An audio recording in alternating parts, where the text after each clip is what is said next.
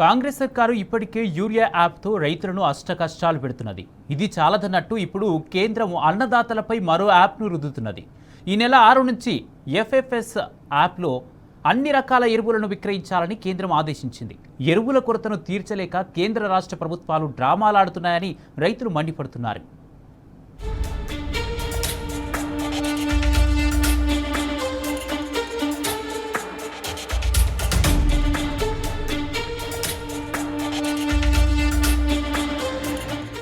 కాంగ్రెస్ సర్కార్ రాష్ట్ర రైతులతో ఆటాడుకుంటున్నది.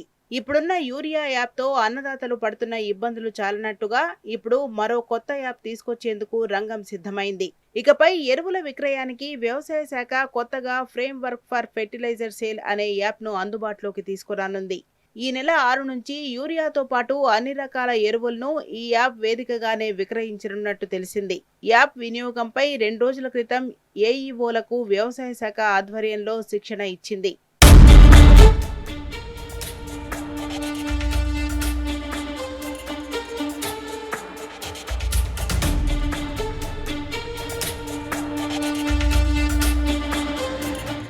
ఇప్పటికే రాష్ట్ర ప్రభుత్వం అమలు చేస్తున్న యాప్తో వేగలేక రైతులు ఇబ్బంది పడుతున్నారు. ఇప్పుడు కేంద్రం మరో యాప్ను కర్షకుల నెత్తిపై రుద్దుతున్నది.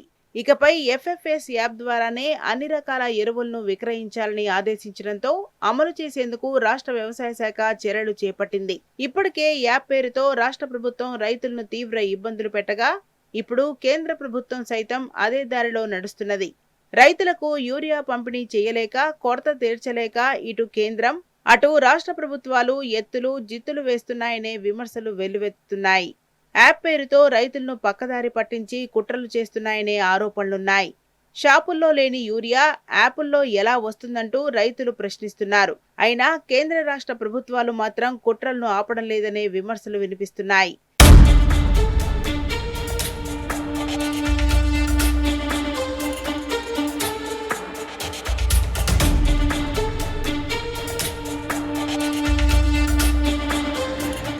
యూరియా పంపిణీ చేయలేక రాష్ట్ర సర్కార్ చేతులెత్తేసింది.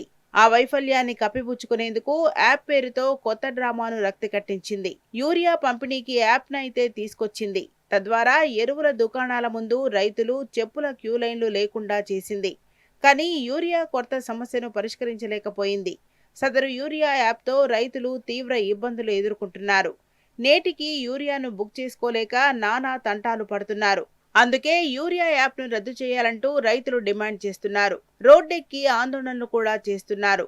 అయినా రాష్ట్ర ప్రభుత్వం మొండిగా యూరియా యాప్ను కొనసాగిస్తుండటంపై రైతులు మండిపడుతున్నారు.